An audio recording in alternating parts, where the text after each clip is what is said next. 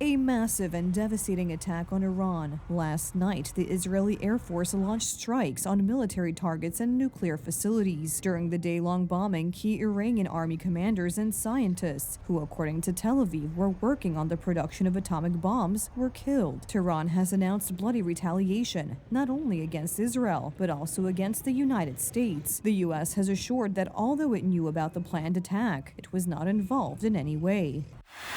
The awakening of the lion. This is the code name for the Israeli Air Force's operation against Iran. 200 bombers and multi-role fighters attacked several hundred targets across the country. The strike targeted radar and anti-aircraft installations, airports, and military bases. In addition, Iranian army commanders were eliminated. But above all, the installations where Iran was allegedly working on uranium enrichment and, according to Tel Aviv, the construction of an atomic bomb. In recent years, Iran has produced enough highly enriched uranium for 9 atom bombs. 9. In recent months, Iran has taken steps that it has never taken before, steps to weaponize this enriched uranium.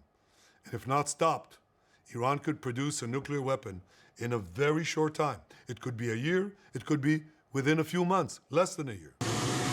Were destroyed. Israel's operation is being conducted in waves. After 3 night phases, further airstrikes were carried out during the day. This time, they mainly targeted airports from which the Iranian Air Force could take off. The IDF has been preparing for this operation for a long time and is fully capable of both defense and attack. The Chief of Staff is currently commanding the operation and conducting ongoing assessments with commanders on both the front lines and the home front. The IDF is ready to continue if necessary. Iran has already announced bloody retaliation. A red flag of vengeance has been hung on the mosque in Qom. Of course, the Iranian people and their officials will not remain silent in the face of this crime. The justified and decisive response of the Islamic Republic of Iran will make the enemy regret its foolish actions. Israel's operation, apart from the airstrikes, was based on extensive intelligence activities. Mossad units infiltrated Iran and destroyed Iranian anti-aircraft units on the ground. The elimination of the command and scientists involved in the nuclear program was planned with extraordinary precision. The bombs fell not so much on houses as on specific rooms where the targets were located. We are at a critical moment. If we miss this moment, we will not be able to prevent Iran from acquiring nuclear weapons that will threaten our existence. For the past year and a half, we have been dealing with Iran's proxies, but now we are dealing with the snake itself. Over many years, and especially in recent months, the Israel Defense Forces have built up unique intelligence and operational capabilities, both defensive and offensive, that allow us to effectively address the main challenges.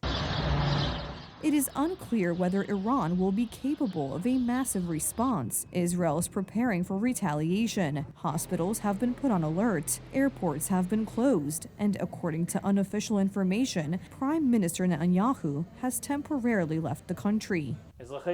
Citizens of Israel, I do not promise you success alone. The Iranian regime will try to attack us in response, and the absorption of the coming blows may be different from what we are used to. The army is prepared to defend the Israeli front, and I ask you to show personal, family, and community responsibility and to follow instructions.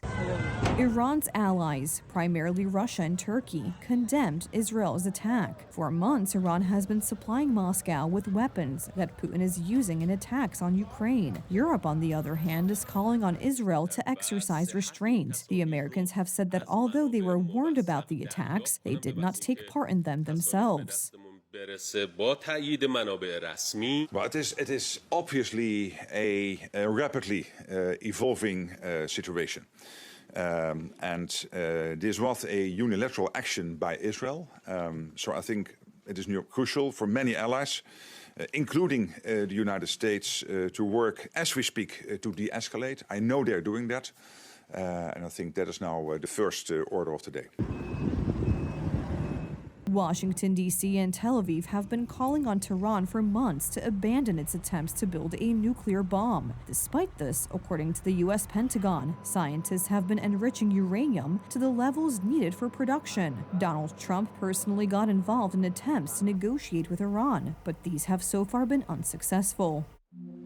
2 months ago, I gave Iran a 60-day ultimatum to make a deal. They should have done it. Today is day 61. I told them what to do, but they just couldn't get there. Now they have perhaps a second chance.